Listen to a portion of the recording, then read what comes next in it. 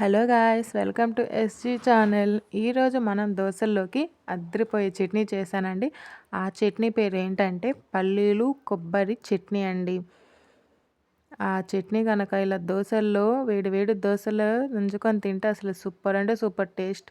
ఇప్పుడు ఆ చట్నీ ఎలా తయారు చేయాలో చూద్దాం రండి. దానికోసం ముందుగా పల్లీలు 1 కప్పు తీసుకున్నానండి. తర్వాత పచ్చి కొబ్బరి ఇలా కట్ చేసి పెట్టుకున్నాను. తర్వాత ఎండుమిరపకాయలు, ఆ తర్వాత 2 టమాటాలు తీసుకున్నానండి. ముందుగా స్టవ్ వెలిగించి దాని మీద కళాయి పెట్టి మనం తీసుకున్న పల్లీలను అందులో వేసానండి. ఆ పల్లీలను కొంచెం దోరగా అయ్యేంత వరకు ఇలా ఫ్రై చేసుకోవాలండి. ఇప్పుడు దోరగా అయ్యాయండి. వాటిని నేను ఒక ప్లేట్లోకి తీసుకుంటున్నాను. ఆ తర్వాత ఆ కళాయిలోనే ఎండుమిరపకాయలు వేసానండి. ఆ ఎండుమిరపకాయలని కొంచెం దోరగా అయ్యేంత వరకు ఫ్రై చేసుకోవాలి. దాంట్లోనే కొంచెం ఆయిల్ వేసి ఇలా ఫ్రై చేసుకోవాలండి.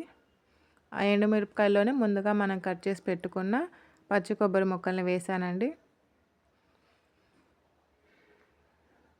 చూసారా ఫ్రెండ్స్, మిరపకాయలు తొందరగా వేగాయి, అందుకని వాటిని తీసి ఒక ప్లేట్లో పెట్టుకుంటున్నాను. ఇప్పుడు కొబ్బరి కూడా ఫ్రై అయిందండి. వాటిని కూడా ఇలా తీసి పక్కన పెట్టుకోవాలి. ఇప్పుడు ఆ కళాయిలోనే ముందుగా మనం కట్ చేసి పెట్టుకున్న టమాటా ముక్కల్ని వేసానండి. అందులో కొంచెం ఆయిల్ వేసి ఈ టమాటాలని కొంచెం మగ్గనివ్వాలండి.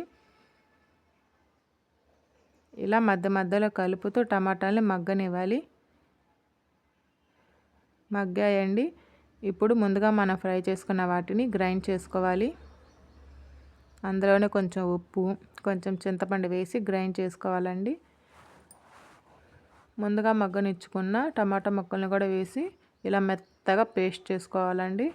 ఇప్పుడు ఇంకొక స్టవ్ మీద కళాయి పెట్టి అందులో కొంచెం ఆయిల్ వేసి ఆయిల్ హీట్ అయిన తర్వాత అందులోనే కొన్ని తిరగమాత గింజలు కూడా వేయాలండి.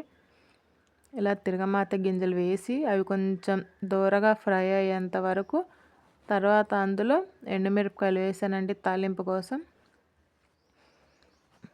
అవి కొంచెం ఫ్రై అయిన తర్వాత కొంచెం కరివేపాకు వేసానండి. చూడండి గాయ్స్ ఎలా ఫ్రై అవుతుందో. ఆ తర్వాత దానిపైన కొత్తిమీర వేసానండి. ఇప్పుడు ఒకసారి కలుపుకోవాలి. ఇలా కలుపుకున్న ఈ తిరగమాతని మనం ముందుగా గ్రైండ్ చేసి పెట్టుకున్న చట్నీలోకి వేసుకోవాలండి. ఇలా వేసిన తర్వాత కలుపుకోవాలి. ఇలా కలుపుతూ ఉండాలండి. ఆ తర్వాత దానిపైన కొంచెం లైట్గా కొత్తిమీర వేసానండి.